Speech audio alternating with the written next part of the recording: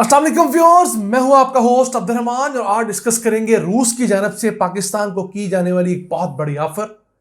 रूस अपने गैस के ज़खायर को पाइपलाइन के जरिए पाकिस्तान और इंडिया को फरोख्त करना चाहता है। जी हां, रशिया ने पाकिस्तान को ऑफर की है कि वो अपने हाथ से एक पाइपलाइन बिछाना चाहता है बरास्ता ईरान, जिसके जरिए रशियन गैस पाकिस्तान और इंडिया पहुंचेगी। याद रहे, पाकिस्तान और इंडिया दोनों गैस के बहुत बड़े कंज्यूमर्स हैं और रशिया इस वक्त दुनिया में गैस का सबसे बड़ा पैदावारी मुल्क भी है और रिजर्व्स वाला मुल्क भी है। अगर हम बात करें सिर्फ इसके गैस के ज़खायर की तो 1688 ट्रिलियन क्यूबिक फीट गैस के ज़खायर हैं रूस के पास, जो दुनिया में मौजूद कुल गैस के ज़खायर का 24% बनते हैं। तो रशिया की ख्वाहिश ये है कि दुनिया का सबसे बड़ा आबादी वाला मुल्क अब जो इंडिया है वो और पांचवा बड़ा आबादी वाला मुल्क पाकिस्तान दोनों उससे गैस खरीदें, क्योंकि इन दोनों मुल्कों की डिमांड भी है। इस सिलसिले में गुज़िश्ता दिनों एक समिट हुआ था SCO का, जिसके अंदर व्लादिमीर पुतिन और पाकिस्तानी प्राइम मिनिस्टर शहबाज शरीफ की मुलाकात हुई, जिसके अंदर रूसी सदर ने पाकिस्तान को ये ऑफर की है। अब इसके अंदर दो बड़े मसाइल हैं। पहला बड़ा मसला तो ये है कि चूंकि ये पाइपलाइन ईरान के रास्ते पाकिस्तान आएगी तो ईरान पर भी पाबंदी है UN की जानब से और रशिया पर भी पाबंदी है। तो पाकिस्तान क्या ये गैस ले पाएगा? ये एक बहुत बड़ा सवालिया निशान है। दूसरा मसला यह है कि कम से कम पाकिस्तान के पास अभी भी अपनी एक 100 साल की ज़रूरत की गैस मौजूद है।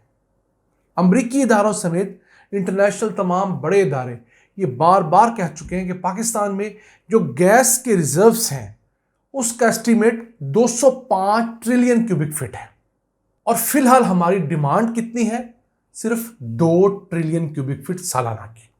इस हिसाब से तो ये हमारे अगले 100 साल के लिए काफ़ी है। चले आबादी का एक जो तनासब बढ़ रहा है उसको भी हम कैलकुलेट करें तो कम से कम ये ज़खायर हमारे अगले 70-80 साल की ज़रूरियात के लिए काफ़ी है। तो क्या ये अक्लमंदी होगी कि हम अपने ज़खायर एक्सप्लोर करने की बजाय हम रशिया पर डिपेंडेंट हो जाएं, उनसे गैस खरीदें और जब उस गैस की पेमेंट की बारी आए तो फिर हमारे पास पैसे ना हो, हमारे लिए वही मसाइल खड़े हों जो इस वक्त चाइनीज़ प्राइवेट पीडी घरों के मामले में हमारे साथ हो रहे हैं। इस सिलसिले में से हुकूमत पाकिस्तान ने चंद दिन पहले एक बड़ा इनिशिएटिव ज़रूर लिया, जिसके अंदर तमाम ऑयल और गैस पैदा करने वाली कंपनियों के साथ मीटिंग की गई, जिसमें उन्होंने हुकूमत को बताया कि वो अगले 3 सालों के अंदर पाकिस्तान में $5 बिलियन लगाएंगी ऑयल और गैस एक्सप्लोर करने के लिए और इस सिलसिले में वो कोई 240 से ज़्यादा कुएं भी खोदेंगी। तो एक अच्छा इनिशिएटिव है ये तमाम ऑयल गैस जुड़ने वाली कंपनियों का। इस पर हम डिटेल वीडियो बना चुके हैं, स्क्रीन पर आप उसका थंबनेल देख रहे होंगे और अगर आप इस लिंक पर क्लिक करें तो आपको पूरी वीडियो मिल जाएगी, आप वहाँ तफसीलात जान सकते हैं। अब ये 205 ट्रिलियन क्यूबिक फीट गैस के जो ज़खायर हैं, इस हिसाब से पाकिस्तान के पास दुनिया के 8वें बड़े गैस के ज़खायर हैं और हमारे पास वेनेजुएला से भी ज़्यादा गैस है। अगर हम डिस्कस करें दुनिया के 5 बड़े गैस के ज़खायर वाले ममालिक, सबसे बड़ा है रूस, जिसके पास 1668 ट्रिलियन क्यूबिक फीट गैस के ज़खायर हैं। दूसरे नंबर पे आता है ईरान, जिसके पास 1200 ट्रिलियन क्यूबिक फीट गैस के ज़खायर हैं। तीसरे नंबर पे आता है कतर, जिसके पास 871 ट्रिलियन क्यूबिक फीट गैस के ज़खायर हैं। चौथे नंबर पे आता है अमेरिका, जिसके पास 368 ट्रिलियन क्यूबिक फीट गैस के ज़खायर हैं और 5वें नंबर पे आता है सऊदीया, जिसके पास 294 ट्रिलियन क्यूबिक फीट गैस के ज़खायर हैं और पाकिस्तान का नंबर है 8वां, जिसके पास 205 ट्रिलियन क्यूबिक फीट गैस के ज़खायर हैं। हमारी हमेशा की तरह हुकूमत पाकिस्तान से दरख्वास्त होगी कि वो गैस के लिए ना तो ईरान की तरफ देखे, क्योंकि ईरानी गैस पाकिस्तानी गैस से कम 2 गुना महंगी है।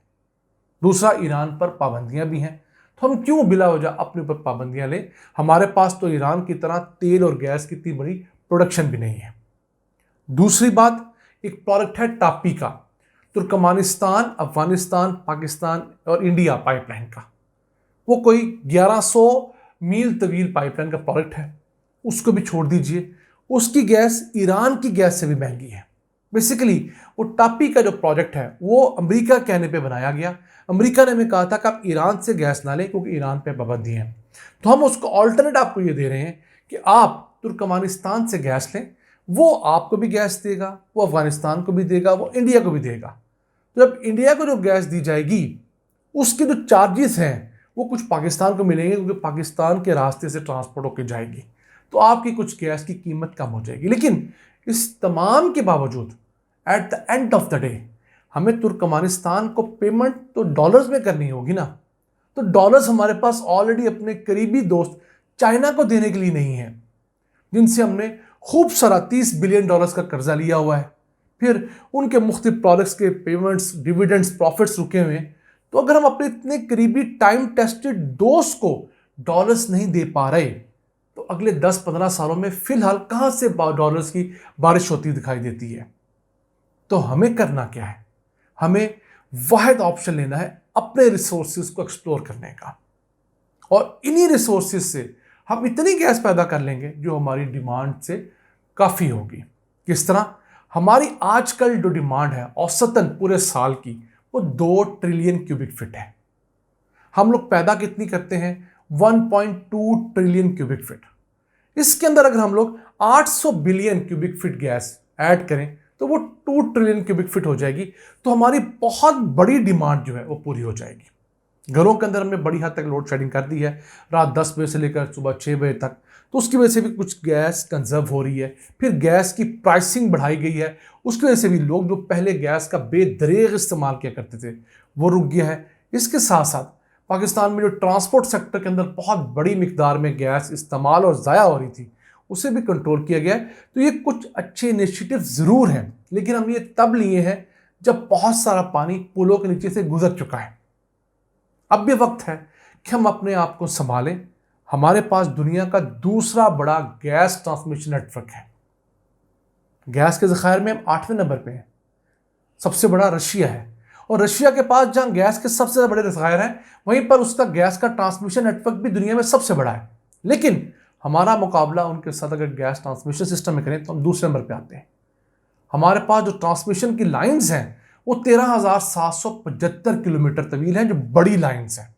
फिर उनसे जो मेन लाइंस निकलती हैं मुख्तलिफ शहरों को गैस पहुँचाने वाली, वो कोई 1,57,000 किलोमीटर की है। उसके बाद जो सर्विस लाइंस हैं वही कुछ 4,13,000 किलोमीटर की हैं। इतना बड़ा एक्सटेंसिव नेटवर्क है। इसे मज़ीद बढ़ाने से रोकना होगा, क्योंकि जितना बड़ा होता जाएगा उतनी लीकेजेस होती जाएंगी, और हर साल नए कंज्यूमर्स ऐड हो रहे हैं, कमर्शियल कंज्यूमर्स आ रहे हैं, इंडस्ट्रियल कंज्यूमर्स आ रहे हैं, जिनके गैस कनेक्शन पे कोई पाबंदी नहीं है, क्योंकि वो बहुत ज़्यादा रेट पे करते हैं। तो अब हर साल तकरीबन 5 लाख लोग ऐसे भी होते हैं, मुख्तलिफ होटल्स वाले, बेकरीज वाले, तंदूर्स वाले, इसके साथ साथ मुख्तलिफ छोटे बड़े कारखाने, तो उनके लिए भी इजाफी गैस चाहिए। तो उस गैस को लोकल सोर्स से हम लेंगे तो तभी पाकिस्तान अपने कदमों पे खड़ा होगा, और तभी हमारे खसारे बहुत हद तक कंट्रोल में आएंगे। नाज़रीन, ये था आज का एपिसोड। हमें उम्मीद आपको पसंद आया होगा। अपनी सजेशंस, अपनी आरा से हमें आगाह रखा करें। अपने मेज़बान अब्दुल रहमान को इजाज़त दीजिए। अल्लाह निगहबान।